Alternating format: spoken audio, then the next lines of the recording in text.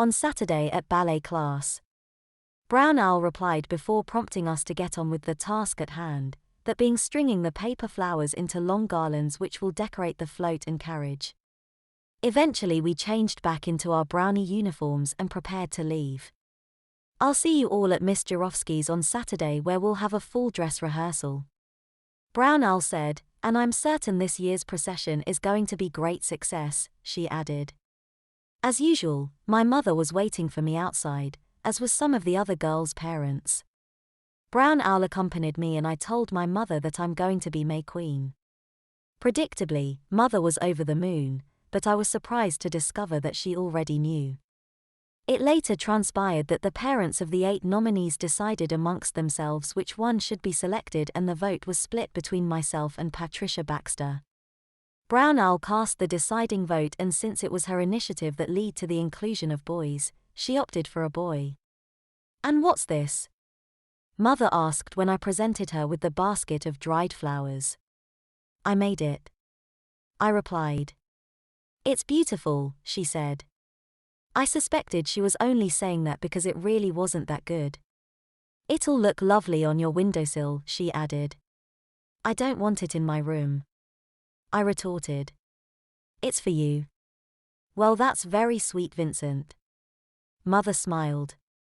I felt like such a ninny as we walked home with me carrying the small basket of colourful dried flowers in one hand and my mother holding the other. Are you going to miss going to Brownies? She asked. A bit.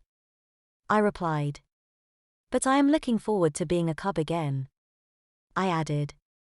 I bet you are, she smiled. And after Monday, it'll all be over. I bet you're looking forward to that too, she knowingly added.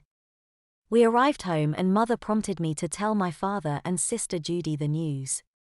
Father said he was very proud of me and Judy said she couldn't wait to see me wearing a proper dress. Will he get to keep it afterwards? Judy asked. 3 words sprang to mind, being I hope not. Of course.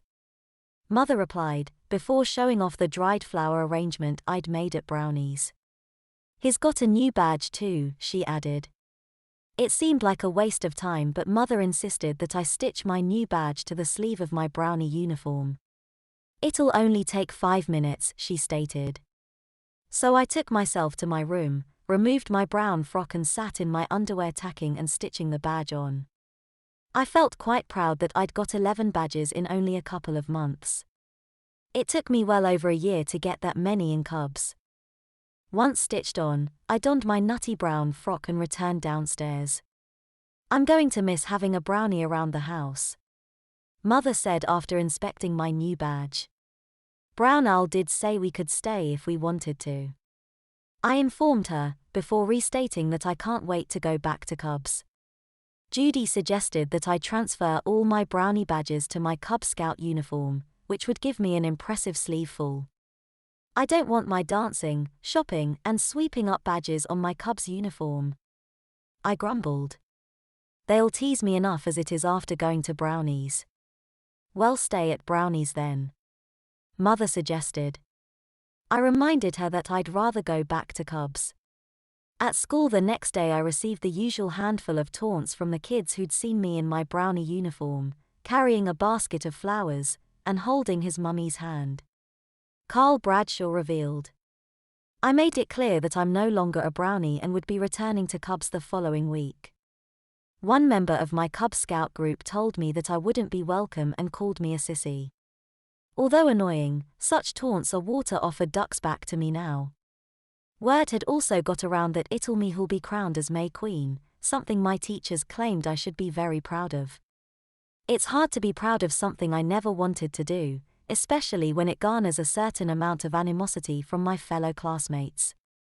Some of the boys think I'm becoming a sissy and some of the girls think I'm trespassing on their turf.